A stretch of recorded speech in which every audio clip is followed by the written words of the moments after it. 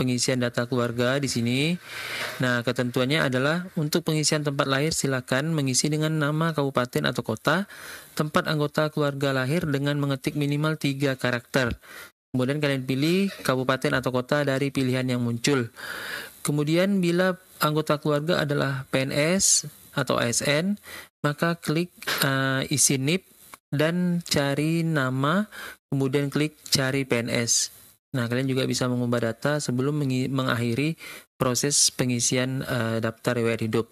Nah, jadi pada bagian kolom keluarga ini atau pengisian data keluarga, itu kalian pertama-tama mengisikan data istri atau suami dulu bagi yang sudah berkeluarga. Kalau yang belum berkeluarga, silakan dilewati pada bagian data istri atau suami, kemudian pada bagian data anak. Kemudian fokus saja di bagian orang tua kandung dan saudara kandung. Itu bagi kalian yang masih belum menikah atau statusnya masih single. Kemudian bagi yang sudah menikah, baik yang status pernikahannya masih menikah ya atau bercerai, itu wajib mengisikan semua data yang ada di sini. Jadi yang pertama-tama silakan ya kalian isi pada data suami, istri atau suami, klik pada tambah riwayat istri atau suami, kemudian kalian persiapkan nomor induk kependudukan pasangan kalian, kemudian kalian juga isikan nomor kakak kalian, kemudian kalian isikan di sini pekerjaan pasangan kalian ya, kemudian namanya, kemudian tempat lahirnya tadi ya cukup isikan 3 karakter, maka akan muncul ya di sini kalian sesuaikan tempat tanggal lahir yang ada di KTP-nya ya. Kalau tidak ada nama daerahnya cukup masukkan kota atau kabupaten ya. Kemudian tanggal lahir kalian sesuaikan dengan tanggal lahir yang ada di KTP pasangan kalian. Kemudian perusahaan atau institusi itu kalian kosongkan ya jika tidak ada atau tidak perlu. Kemudian status perkawinan ya, menikah. Kemudian akte menikah, nomor akte menikahnya atau nomor surat nikah kalian ya diisikan sesuai dengan nomor surat nikah yang ada di buku nikah kalian. Kemudian tanggal menikah ya juga diisikan ya, disesuaikan dengan tanggal menikah kalian. Kemudian klik pada bagian status hidup, diklik hidup ya, statusnya masih hidup atau sudah meninggal dunia. Kemudian jika sudah selesai, kalian klikkan tombol simpan ya. Jadi untuk data-data yang berwarna merah ini adalah data-data yang wajib diisi ya. Kemudian seperti itu. Nah, di sini pada nomor NIK dan nomor KK ini ada keterangannya. Kosongkan bila sudah meninggal dan tidak memiliki NIK. Kemudian untuk nomor kakak juga sama, kalau sudah meninggal itu dikosongkan saja ya. Tapi kalau masih hidup statusnya usahakan diisi ya untuk nomor induk kependudukan dan nomor induk kakaknya ya. Jadi itu untuk pengisian data suami atau istri. Kemudian lanjut untuk pengisian data anak ya, sama dengan pengisian data suami atau istri ya, kalian siapkan nomor induknya, nomor induk kependudukan atau NIK, kemudian nomor kakaknya, kemudian pekerjaan anak kalian, kemudian nama anak kalian, kemudian tempat lahir anak kalian, kemudian tanggal lahir anak kalian, kemudian perusahaan atau institusi dia dikosongkan saja, kemudian jenis kelaminnya apa dan statusnya hidup atau meninggal dunia. Kemudian kalian klik simpan.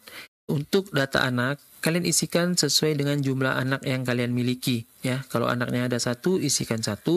Kalau anaknya ada 2, isikan 2. Atau bahkan kalau anaknya ada 5, isikan saja 5 data anaknya di sini. Kemudian lanjut ke data orang tua kandung ya. Pada bagian data orang tua kandung, klik tambah riwayat orang tua kandung. Kemudian kalian isikan NIK-nya kalau orang tua kalian masih ada. Kemudian nomor kakaknya juga diisikan kalau orang tuanya masih ada. Tapi kalau orang tuanya sudah meninggal, silakan dikosongkan saja pada bagian NIK-nya ini dan nomor kakaknya ini. Untuk data lain silakan kalian sesuaikan. Pada bagian status hidup kalian juga sesuaikan orang tuanya masih hidup atau sudah meninggal dunia. Ya, jadi yang pertama-tama biasanya diisikan itu orang tua kandung yang laki-laki atau bapak ya. Jadi ini yang pertama-tama kalian siapkan data bapak kalian ya, bapak kandung kalian. Di sini kalian sesuaikan dengan data yang diminta ya. Kalian di sini diminta data orang tua kandung, baik bapak kandung maupun ibu kandung ya. Kemudian klik simpan. Setelah itu, yang keempat adalah data saudara kandung. Kalian juga sama ya, isikan data saudara kandung sebanyak yang kalian miliki. Kalau saudara kandung kalian ada 1, silakan isikan 1. Kalau ada 2, isikan 2. Bahkan kalau ada 5, silakan isikan 5. Untuk pengisian datanya sama seperti data pada orang tua kandung ya. Kalian cukup menginputkan nik, nomor kakaknya kalau masih hidup ya. Kemudian data pekerjaan, nama, tempat lahir, tanggal lahir, jenis kelamin, dan status hidupnya. Kemudian kalian klik simpan. Kemudian pada bagian Bapak Ibu mertua juga kalian isikan ya. Datanya juga sama. Kalau masih hidup silahkan inputkan nik dan nomor kakaknya. Kalau sudah meninggal silahkan dikosongkan saja. Untuk data yang lain masih sama ya, tentang pekerjaan, nama, tempat lahir, tanggal lahir, dan lain-lain. Juga status hidupnya, masih hidup atau sudah meninggal. Jika semua data di sini sudah lengkap kalian isikan, silakan kalian pastikan dulu ya datanya sudah benar. Kemudian kalian klik tombol selanjutnya, maka nanti akan otomatis tersimpan semua data pada bagian keluarga kalian ini. Setelah itu lanjut ke pengisian organisasi ya. Di sini ada tombol keterangan organisasi, bisa kalian lihat ya, bisa kalian tambah. Di sini nama organisasi yang kalian ikuti itu apa, kemudian jenis organisasinya itu apa ya, politik, ekonomi, sosial, olahraga, dan lain-lain. Kemudian jabatan kalian itu sebagai apa, kemudian nama kedudukannya apa, tanggal mulai kapan, tanggal selesai kapan, tempatnya di mana, kemudian siapa pemimpinnya ya. Jelas kalian sesuaikan dengan keterangan organisasi yang kalian miliki. Kemudian kalian klik simpan, maka nanti akan otomatis tersimpan pada kolom riwayat organisasi ini. Kemudian masuk ke yang selanjutnya, yaitu surat ya atau dokumen. Di sini yang diminta untuk P3K paruh waktu itu adalah SKCK atau surat keterangan catatan kriminal, dan yang kedua surat keterangan sehat jasmani atau biasa kita sebut surat keterangan dokter. Nah, jadi kalian cukup membuat ya dua surat ya, dua dokumen yang diminta ya, yang saya sudah sebutkan tadi, SKCK dan surat keterangan dokter atau surat keterangan sehat jasmani. Jadi untuk pengisiannya pada nomor surat keterangan catatan kepolisian atau SKCK, kalian sesuaikan dengan nomor SKCK yang kalian miliki, kemudian tanggal surat atau tanggal pembuatan SKCK kalian itu siapa, kemudian pada bagian nama pejabat penandatangan kalian isikan ya. Contoh di sini Kompol atau Komisaris Polisi Andi ya. Nah, lengkap dengan gelarnya biasa. Nah, kalian sesuaikan ya nama pejabat penandatangan. Kalau kalian bingung, kalian lihat nama pejabat yang menandatangani SKCK kalian itu, inputkan saja namanya di sini ya, lengkap namanya. Kemudian pada bagian nomor surat keterangan sehat jasmani, ini kalian sesuaikan ya nomor surat yang kalian miliki di surat keterangan sehat kalian atau surat keterangan dokter kalian itu, kalian isikan saja di sini ya, sesuaikan dengan nomor yang ada. Kemudian tanggal suratnya juga kalian sesuaikan dengan tanggal surat yang kalian buat ya. Nah, jadi itu. Kemudian nama dokternya itu tanpa gelar ya. Jadi misal namanya adalah Dokter Andi, kalian tulis saja Andi. Nah, jadi nomor Jadi dokternya itu tanpa gelar ya. Jadi dokternya itu tanpa gelar, hanya namanya saja.